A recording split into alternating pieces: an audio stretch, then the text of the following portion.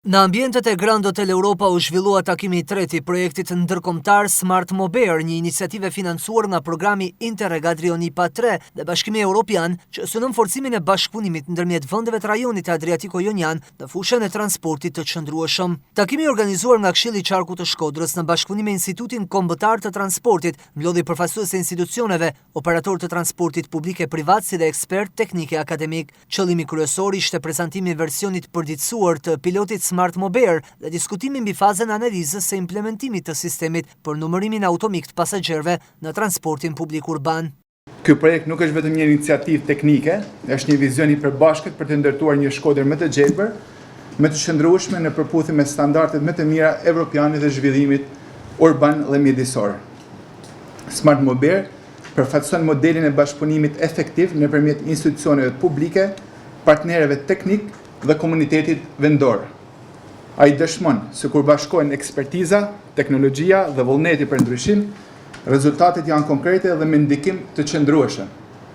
Nëpërmjet këtij projekti, po krijohen themelit për një sistem të integruar monitorimit të trafikut, që do të mundsojë institucioneve tona të marrin vendime të bazuara në të dhëna reale, për një menaxhim më të zgjuar të mobilitetit urban dhe përmirësimin e jetës së qytetarëve të qytetit të Shkodrës. Ne të punojmë së bashku për të ndërtuar një qytet ku transporti publik, bicikleta dhe ecja të bëhen mënyrat kryesore të lëvizjes, për një Shkodër më të pastër, më të qetë dhe më të shëndetshme. Projekti Smart Mober synon zhvillimin e zgjidhjeve digjitale për monitorimin e trafikut, përdorimin e të dhënave të mobilitetit në planifikimin urban dhe nxitjen e transportit të qëndrueshëm në nivel lokal e rajonal.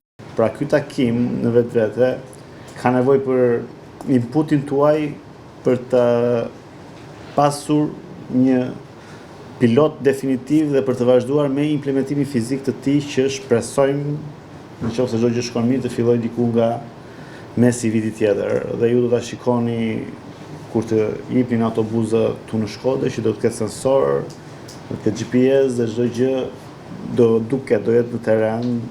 Madje të autobusët do i vëmë edhe logot e Bashkimit Evropian që është bërë implementim, për t'ju informuar dhe për të parë që ky pilot do të implementohet. Dhe pastaj analiza do të takojë mëtej autoriteteve, Këshillit, Bashkisë, madje edhe neve në anën e Ministrisë.